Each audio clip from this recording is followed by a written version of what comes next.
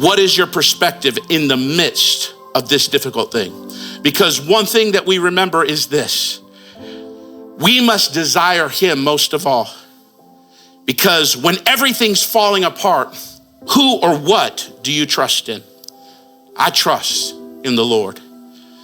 So now, Jesus comes to the place where everything is falling apart, the tomb. Martha and Mary are discouraged. The disciples are freaking out, and Jesus begins to groan within him. And he begins to cry out that the whole world would recognize and witness this. Do you realize that according to the Sadducees, that they had a belief system that was about to be destroyed by Christ? The Sadducees believed that a spirit of a man dwelt in him for 3 days. That if he would have been resurrected from the dead the first 3 days, it would not be qualified as a miracle.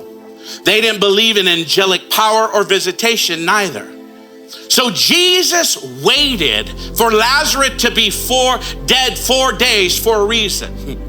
Because he loved Lazarus so much, he was gonna let Lazarus become his friend, become the testimony that declared he is the true Messiah. He was gonna allow the testimony of Lazarus declare that he is the rightful and only true Son of God, that he was the Messiah sent from heaven to earth to be the Redeemer of humanity. God loved Lazarus so much, can I proclaim to you, that he allowed Lazarus to become the sign of all signs that Jesus was the Son of God. Can I proclaim to you that when you wait for the timetable of the Lord, he begins to manifest how loved you rightfully are. So if you're going through it today, don't give up. If you've been facing a trouble, don't let go. If you've been overwhelmed, God is still able. Right now, you might feel like, God, my life is failing. The harder I try, the worse it becomes. To make it worse, I have a word from you saying that this is my season. Can I remind you that God doesn't prophesy to where you're at?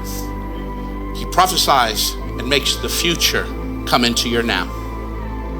He prophesies to where you're going. Can I tell you how you get the road to where I'm going before you? You hold on. You wage good warfare over the prophecies given. You stand and you believe and you do not lose faith.